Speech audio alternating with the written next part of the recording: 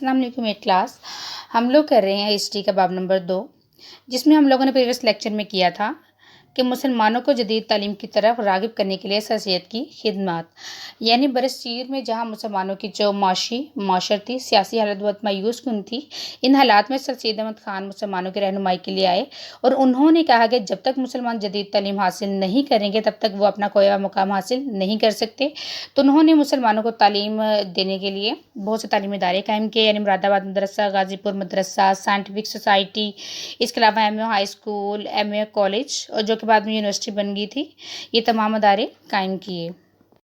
Okay students, तो आज का हमारा टॉपिक है एक माशरती मुसलह की हैसियत से सर सैयद अहमद ख़ान का किरदार।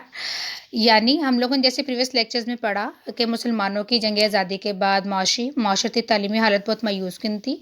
इन हालात में सर सैयद अहमद ख़ान मुसलमानों की रहनुमाई के लिए आगे बढ़े, क्योंकि सर सैयद अहमद ख़ान को अपनी कौम मुसलमानों से बहुत प्यार था। उनसे अपनी कौम की ये हालत देखी नहीं जा रही थी।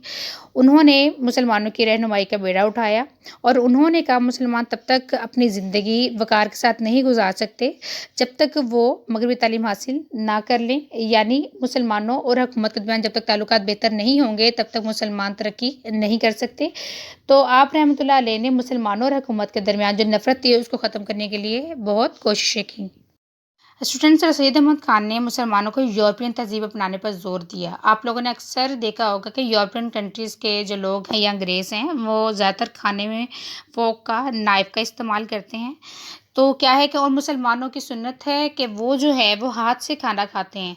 तो सर सैयद अहमद ख़ान ने कहा कि हम हर वो चीज़ अपनाएं जो कि अंग्रेज़ों को पसंद है, ताकि दोनों के दरमियान ताल्लुकात बेहतर हो सकें। क्योंकि अगर मुसलमानों ने बावकार ज़िंदगी गुजारनी है तो उनको अंग्रेज़ों की हर बात को मानना पड़ेगा। तो सर सैयद अहमद ख़ान ने कहा कि जब अंग्रेज़ मुसलमानों को हाथ से खाना खाते हुए देखते हैं तो उनको कराहत आती है, इसलिए मुसलमानों को भी चाहिए कि वो छुरी और कांटे का इस्तेमाल करें, यानी वो छुरी और कांटे से खाना खाएं। सर सैयद अहमद ख़ान ने मुसलमानों में कौमी हमदर्दी और कौमी खैर-ख्वाही के जज्बे भी पैदा किए। सर सैयद अहमद ख़ान के दौर में स्टूडेंट्स, एक अंग्रेज़ था विलियम एवर, उसने किताब लिखी थी लाइफ ऑफ मोहम्मद सल्लल्लाहु अलैहि वसल्लम। इस किताब में उसने नबी करीम की सीरत के बारे में बहुत ज़्यादा गलत बातें की थी। तो सर सैयद अहमद ख़ान ने इसके जवाब में किताब लिखी थी खुद बातें अहमदिया, यानी ये किताब उन्होंने इसलिए लिखी थी कि इसमें बताया जाए कि विलियम एवर ने अपनी किताब में जो भी चीज़ें लिखी हैं वो गलत है। सर सैयद अहमद ख़ान ने ये किताब सीरत नबी सल्लल्लाहु अलैहि वसल्लम के बारे में लिखी थी और बाद में इस किताब का अंग्रेज़ी में भी तर्जुमा छपवाया था, ताकि तमाम अंग्रेज़ भी इस किताब में नबी करीम की सीरत के बारे में पढ़ सकें। सर सैयद अहमद ख़ान ने किताब लिखी थी तबय्युनुल कलाम।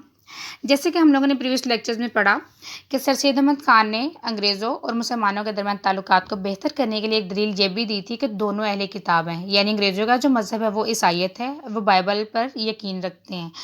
तो मुसलमान जो है ये कुरान मजीद उनकी मुक़द्दस किताब है, ये कुरान मजीद पर यकीन रखते हैं। तो सर सैयद अहमद ख़ान ने कहा था कि दोनों ही अहले किताब हैं और ताकि दोनों के दरमियान ताल्लुकात को बेहतर किया जा सके। इसीलिए सर सैयद अहमद ख़ान ने तबय्युनुल कलाम किताब लिखी।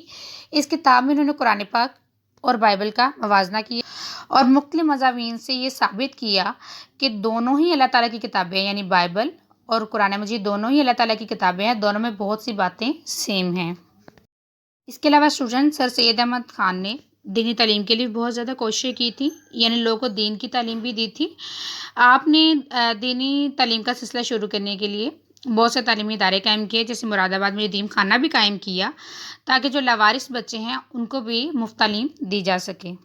ओके स्टूडेंट्स, आज हम लोगों ने टॉपिक पढ़ा एक माशरती मुसलह की हैसियत सर सैयद अहमद ख़ान का किरदार, यानी जहाँ मुसलमान अपना वक़ार खो चुके थे, माशरती सियासी हालत बहुत मायूस कुन थी। इन हालात में सर सैयद अहमद ख़ान ने कहा अगर मुसलमान अपना खोया हुआ वक़ार हासिल करना चाहते हैं तो उनको अंग्रेज़ों के साथ और हुकूमत के साथ ताल्लुकात को बेहतर करना पड़ेगा। सर सैयद अहमद ख़ान ने इसके लिए बहुत कोशिशें की। सर सैयद अहमद ख़ान ने मुसलमानों को यूरोपियन तहज़ीब अपनाने पर ज़ोर दिया, यानी अंग्रेज़ छुरी और कांटे से खाना खाते हैं, लेकिन जब मुसलमानों को हाथ से खाना खाते हुए देखते हैं तो उनको قرات ہوتی ہے۔ اس کے علاوہ سر سید احمد خان نے لائن محمڈنز آف انڈیا بھی لکھی۔ اس میں جنگ آزادی میں وہ خدمات گنوائی تھی جو مسلمانوں نے ان کے لیے کی تھی، اور اس کتاب نے حکومت کو اپنا رویہ بدلنے پر مجبور کر دیا تھا۔ ولیم ایوا نے نبی کریم کی سیرت کے بارے میں بہت غلط چیزیں لکھی تھیں، تو سر سید احمد خان نے اس کے جواب میں خود باتیں احمدیہ نامی کتاب شائع کی تھی، چھاپی تھی۔ اس کتاب کا ترجمہ انگریزی میں بھی کروایا تھا تاکہ انگریز بھی سیرت نبی صلی اللہ علیہ وآلہ وسلم کے بارے میں اچھے طریقے سے پڑھ سکیں۔ آپ نے تبیین الکلام کتاب بھی لکھی، یعنی مسلمان بھی اہل کتاب ہیں، قرآن مجید کو مانتے ہیں، اور عیسائی یعنی انگریز جو ہیں ان کا مذہب عیسائیت تھا، تو انگریز جو ہے وہ بائبل کو مانتے ہیں، دونوں اہل کتاب ہیں۔ تو سر سید احمد خان نے تبیین الکلام کتاب لکھی تھی جہاں پہ قرآن مجید اور بائبل کا موازنہ کیا اور بتایا کہ دونوں کتابوں میں اللہ تعالیٰ کی ہی باتیں ہیں اور بہت سی چیزیں سیم ہیں یعنی مشترک ہیں۔ اس کے علاوہ آپ نے مسلمانوں کو دینی تعلیم بھی دی، یعنی دینی تعلیم دینے کے لیے بہت سی کوششیں کیں اور بہت سے مدرسے قائم کیے تھے تاکہ، اور اس کے علاوہ یتیم خانے بھی قائم کیے تھے تاکہ عیسائی مشنری اداروں کے مقابلے میں مسلمانوں کے لاوارث بچوں کے بھی اپنے الگ ادارے ہوں۔